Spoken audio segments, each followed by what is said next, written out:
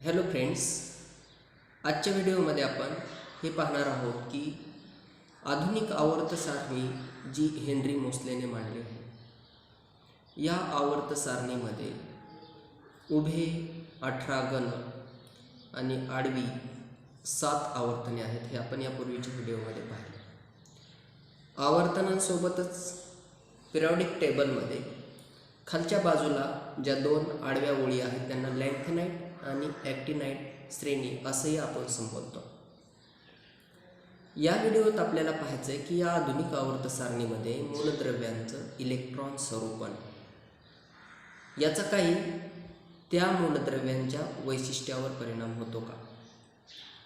उदाहरणार्थ, एकाच आवर्तनामध्ये जर आपण डावीकडून उजवीकडे चाललो, म्हणजे डाव्या बाजूकडून उजव्या बाजूकडे चाललो तर शेजारी शेजारी असणारी जी मूलद्रव्ये असतात त्यांच्या गुणधर्मामध्ये थोडा फरक होत जातो. गुणधर्मात वेगळेपणा जाणवायला लागतो. आता शेजारीच दोन मूलद्रव्ये असतील तर त्यांच्या गुणधर्मामध्ये फारसा फरक जाणवत नाही. परंतु जर एखादं मूलद्रव्य मानू, एखाद्या आवर्तनामध्ये एखादं मूलद्रव्य अगदी डाव्या बाजूला आहे आणि त्याच आवर्तनातील अतिशय उजव्या टोकाकडचं मूलद्रव्यही आपण घेतलं तर या दोन मूलद्रव्यांच्या गुणधर्मामध्ये मात्र प्रचंड तफावत किंवा खूपच फरक पडलेला आपल्याला दिसतो. एका गणातील मूलद्रव्यांच्या रासायनिक गुणधर्मामध्ये, म्हणजे गण म्हणजे उभे, मानूया की आपण एस खंडातील एक दुसरं गण घेतलं, मग त्या गणात एकाच गणातील जी मूलद्रव्ये असतील त्यांच्या रासायनिक गुणधर्मामध्ये मात्र आपल्याला साधर्म्यता पाहायला मिळते, म्हणजेच सारखेपणा पाहायला मिळतो. आपण उदाहरण घेऊया मित्रांनो. उदाहरणार्थ, जर आपण दुसरा गण घेतला तर त्यामध्ये बेरिलियम असेल, मॅग्नेशियम असेल, कॅल्शियम असेल, स्ट्रान्सियम असेल किंवा बेरियम किंवा रेडियम ही मूलद्रव्ये आहेत. मग यांच्या गुणधर्मामध्ये, रासायनिक गुणधर्मामध्ये आपल्याला साधर्म्यता पाहायला मिळते. आधुनिक आवर्त सारणीत गण व आवर्तांची ही जी वैशिष्ट्ये आहेत, ही वैशिष्ट्य कशावरून आपल्याला दिसतात तर त्या वैशिष्ट्यांमागं त्या मूलद्रव्यांचं असलेलं इलेक्ट्रॉन स्वरूपन म्हणजे केंद्रकाभोवती त्या ॲटममध्ये, म्हणजे त्या मूलद्रव्याच्या अणूमध्ये असणाऱ्या इलेक्ट्रॉनची सिस्टमॅटिक पद्धतीने वेगवेगळ्या कवचांमध्ये केलेली मांडणी, हे असतं इलेक्ट्रॉन स्वरूपन. आणि ही वैशिष्ट्ये त्या इलेक्ट्रॉन स्वरूपनावर ठरतात. म्हणजे जसं की पहिल्या गणातील मूलद्रव्य असतील तर त्यांच्या आउटर मोस्ट सेलमध्ये एकच इलेक्ट्रॉन असतो, किंवा केंद्रकाभोवती असलेल्या कक्षांमध्ये शेवटच्या कक्षेमध्ये एकच इलेक्ट्रॉन असतो. दुसऱ्यात 2 असतात, तिसऱ्यात 3 असतात. या पद्धतीनं ते थोडंसं वाढत गेलेलं आपल्याला पाहायला मिळतं. आता इलेक्ट्रॉन स्वरूपन कोणत्या गणात किंवा कोणत्या आवर्तनात ठेवायचं एखादं मूलद्रव्य, हे कशावरून ठरवलं जातं तर त्या मूलद्रव्याच्या इलेक्ट्रॉन स्वरूपनामुळे. म्हणजे स्वरूपन, इलेक्ट्रॉनची मांडणी हाच महत्त्वाचा मुद्दा आहे की ते मूलद्रव्याचं मांडणी किंवा त्या मूलद्रव्याचं स्थान पिरियॉडिक टेबलमध्ये कोठं ठेवायचं, कुठल्या गणात ठेवायचं आणि कुठल्या आवर्तनात मांडायचं. चला तर पाहूया मग इलेक्ट्रॉन आणि गण यांचा, इलेक्ट्रॉन स्वरूपन आणि गण यांचा काय संबंध असतो. गण पहिला म्हटलं की अल्क धातूच्या कुलामधील सर्व मूलद्रव्ये त्याच्यात येतात, जसं की hydrogen, lithium, sodium, potassium, rubidium. या पद्धतीने या सर्व मूलद्रव्यांच्या संयुजा इलेक्ट्रॉनांची संख्या समान असते. म्हणजे एकाच गणामध्ये असलेल्या मूलद्रव्याची संयुजा इलेक्ट्रॉन जे असतात ते समान असतात. संयुजा इलेक्ट्रॉन म्हणजे सर्वात बाहेरच्या कक्षेत असलेले इलेक्ट्रॉन, ते समान असतात. दुसऱ्या कोणत्याही एका गणातील मूलद्रव्य पाहिली तर त्यांच्या संयुजा इलेक्ट्रॉनांची संख्या एक समान असल्याचं आपल्याला पाहायला मिळतं. म्हणजेच अल्कधर्मी मृदा धातूंच्या कुलामध्ये आपल्याला बेरिलियम, मॅग्नेशियम, कॅल्शियम, स्ट्रान्सियम यासारखी मूलद्रव्ये पाहायला मिळतात. त्यांच्या बाह्यतम कवचात 2 इलेक्ट्रॉन असतात. पहिल्या गणातील मूलद्रव्यांच्या बाह्यतम कवचात 1 इलेक्ट्रॉन, दुसऱ्या गणातील मूलद्रव्यांच्या बाह्यतम कक्षेमध्ये 2 इलेक्ट्रॉन. या पद्धतीने ते वाढत जातात. तसंच जर आपण पाहत गेलो तर घन 17 घन घेतला तर पाहूया, म्हणजे 17 मधील हॅलोजन मूलद्रव्य आपण त्यांना म्हणत असतो. का म्हणत असतो? हॅलोजन मूलद्रव्यांच्या बाह्यतम कक्षेत 7 इलेक्ट्रॉन असतात. कुठून आलेत हे 7 इलेक्ट्रॉन? तर पाहूया आपण. हॅलोजनमध्ये असलेली जी मूलद्रव्ये असतात, आपण उदाहरण एक घेऊया, क्लोरीनचा अणुअंक आपल्याला माहिती आहे 17 असतो. मग या 17 इलेक्ट्रॉनांची आपल्याला मांडणी करायची. तर पहिल्या आपल्याला इलेक्ट्रॉन स्वरूपनाचे काही निकष किंवा काही रूल्स फॉलो करावे लागतात. त्यात पहिला आहे की के कक्षेमध्ये 2च इलेक्ट्रॉन असतील. के कक्षा म्हणजे केंद्रक संपल्यानंतर केंद्रकाच्या बाहेरचं पहिलीच कक्षा. दुसऱ्या कक्षेत 8, तिसऱ्या कक्षेत मग 7. याचा अर्थ 2, 8, 7 हे इलेक्ट्रॉन स्वरूपन क्लोरीनचं आहे. याच्यात बाह्यतम कक्षेतील जे इलेक्ट्रॉन असतात त्यांना संयुज इलेक्ट्रॉन म्हणतात. आणि मग हे संयुज इलेक्ट्रॉन जे 7 आहेत क्लोरीनचे, त्याला आपण काय म्हणत असतो? बाह्यतम कक्षेतील इलेक्ट्रॉन, संयुज इलेक्ट्रॉन. याच्यावर त्याचं स्थान ठरत आहे, याच्यावरच त्याची संयुजा सुद्धा ठरते. कोणत्याही एका गणाचा विचार जर केला आपण, गण असे उभे, मग त्या कुठल्याही एका जण, समजा जर आपण मानूया 4थं गण घेतलं आपण, तर त्या 4थ्या गणात वरून खाली जात असताना आपल्याला इलेक्ट्रॉनचं एक एक कवच वाढलेलं दिसतं. म्हणजे एखादी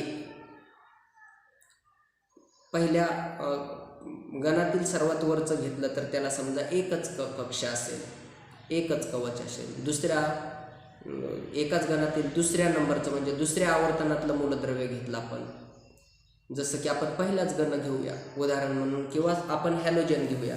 हॅलोजन गणात बघूया आपण, हॅलोजन मूलद्रव्यांचं बघूया 17वा गण.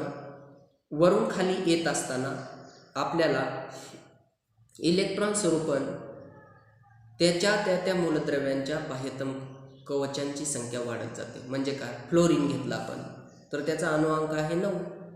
मग त्याच्या पहिल्या कक्षेत असतील 2 इलेक्ट्रॉन आणि दुसऱ्या कक्षेत असतील 7 इलेक्ट्रॉन. पुढचं त्याच गणातील 17व्याच गणातील खालचं म्हणजे मूलद्रव्य पाहिलं आपण तर क्लोरीन, त्याचा अणुअंक आहे 17. मग त्याचा इलेक्ट्रॉन होईल 2, 8, 7. त्याच्या खालचं घेतलं तर ब्रोमीन, त्याचा अणुअंक असतो 35. मग त्याचं इलेक्ट्रॉन स्वरूपन होईल 2, दुसऱ्या कक्षेत 8, त्याच्यानंतर तिसऱ्या कक्षेत 18 आणि त्याच्यानंतर 4थ्या कक्षेत 7. या पद्धतीने 2, 8, 18, 7. म्हणजे हॅलोजन गटातल्या प्रत्येक मूलद्रव्याची संयुजा इलेक्ट्रॉनांची संख्या 7च आहे. म्हणून त्यांची संयुजा जी असते ती 1 असते असं म्हणूया आपण. म्हणजे त्यांना एक इलेक्ट्रॉन घेण्याची गरज पडत असते. पाहूया आता की ही जी इलेक्ट्रॉन स्वरूपन आहे हे आधुनिक आवर्त सारणीतील त्या गणाचं वैशिष्ट्य आपण मानत असतो. आपण एखाद्या गणात वरून खाली जातो तशी त्यांच्यातील कवचांची संख्या वाढत असते. आता काही आपण स्पर्धा परीक्षेच्या दृष्टीने ट्रिक पाहूया मित्रांनो, किंवा काही महत्त्वाचे मुद्दे पाहूयात. आधुनिक आवर्त सारणी मूलद्रव्यांची मांडणी त्यांच्या अणुअंकाच्या चढत्या क्रमाने केली आहे. उभे 18 गण आहेत. एकाच गणातील मूलद्रव्यांच्या रासायनिक गुणधर्मामध्ये आपल्याला साधर्म्य म्हणजे सारखेपणा पाहायला मिळतो. आडव्या ओळींना आपण आवर्त असं म्हणतो. एका आवर्तामध्ये जर आपण डावीकडून उजवीकडे चाललो तर मूलद्रव्यांचे गुणधर्म हळूहळू बदलायला लागतात, त्यांचे रासायनिक गुणधर्म भिन्न होत जातात. आता यानंतर आपण पाहूया आवर्त आणि इलेक्ट्रॉन स्वरूपन. मूलद्रव्यांमधील संयुजा इलेक्ट्रॉनांची संख्या वेगवेगळी असते, मात्र त्यांच्यातील कवचांची संख्या एकसारखी असते. म्हणजे एकाच आवर्तन, समजा आपण 3रं आवर्तन घेतलं, sodium, magnesium, aluminium, silicon, phosphorus, sulphur, chlorine.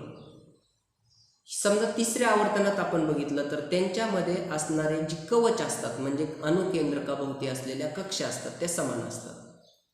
म्हणजे जसं की सोडियममध्ये जर 2, 8, 1 त्याचा अणुअंक 11 असतो आणि मग त्याचे इलेक्ट्रॉन स्वरूपन 2, 8, 1 म्हणजे त्याच्यात किती कक्षा आहेत? 3 कक्षा.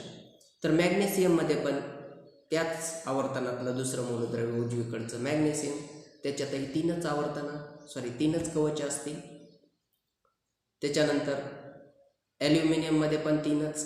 सांगायचं तात्पर्य एवढंच की संयोज्य इलेक्ट्रॉनांची संख्या वेगवेगळी असली मात्र त्यांच्यातील कवचांची संख्या एकसारखी असते. तुम्हाला असेही दिसेल की आवर्तामध्ये डावीकडून उजवीकडे जाताना जसा अणुअंक वाढत जातो तसतशी संयोज्य इलेक्ट्रॉनांची संख्या 1 ने वाढत जाते. म्हणजे उदाहरण बघूया. सोडियममध्ये त्याचं इलेक्ट्रॉन स्वरूपन आहे 2, 8, 1 म्हणून त्यात संयोज्य इलेक्ट्रॉन असतो 1. दुसरं मूलद्रव्य घेऊ आपण मॅग्नेशियम, त्याचं इलेक्ट्रॉन स्वरूपन असतं 2, 8, 2 मग त्याची संयोज्य इलेक्ट्रॉनांची संख्या झाली 2. ॲल्युमिनियम 2, 8, 3 म्हणून संयोज्य इलेक्ट्रॉनांची संख्या 3. बाह्यतम कक्षेतील इलेक्ट्रॉनची संख्या म्हणजे संयोज्य इलेक्ट्रॉन. त्यानंतर सिलिकॉन 2, 8, 4 त्याची संयोज्या 4.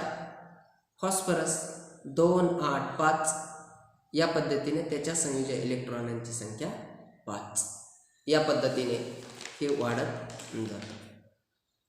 ज्या मूलद्रव्यामधील इलेक्ट्रॉन असलेल्या कवचांची संख्या एकसारखी असते ती मूलद्रव्ये एकाच आवर्तात असतात. याचे आपण उदाहरणासहित पाहिलं.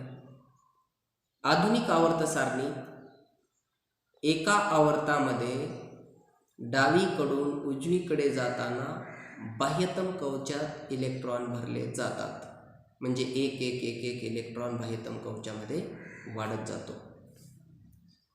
पुढचा आवर्त सुरू होताना नवीन इलेक्ट्रॉन कवच भरायला सुरुवात होते.